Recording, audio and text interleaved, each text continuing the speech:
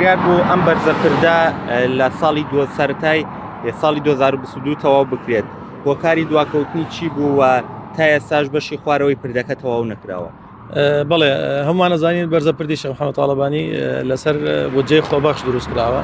ئەو بودجەی کە دانراوە بەش بەشە، بۆیە هەر کاتێک ئەو بودجە لە بەردەست بووایە شارەوانی درێغی نەکردووە و بەردەوام بۆ لەسەریش کردن.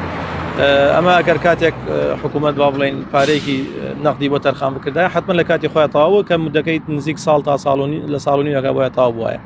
بەڵام بەو شێوەی کە هەیە بەو شێوەی بودجەی خۆبەخش حتمما هەرەوە ئەتوانی و ئێسەیشە شارەوانی هەندێک پارەی تری پێویستە بۆەوەی برزەی کە تەواوی کردووە کە بیدا بە مقاولەکە هەندێک پارە لای شارەوانی ماوە.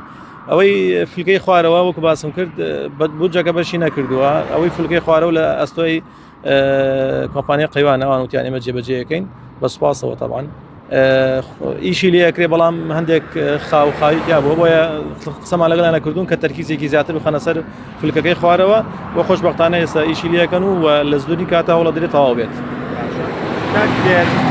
وەک خۆشانەزان زۆرجار لە تۆڕە کۆمەڵاتیەکان قسەیەوە کرێت کە خوارەوەی ئەم بەرزەپردە ئۆتۆمبیلی بەرهەڵگر ناکێشێت، ناتوانێت بە ژێریات تێپەڕوێت. ئەو قسانە تا چەند ڕاست؟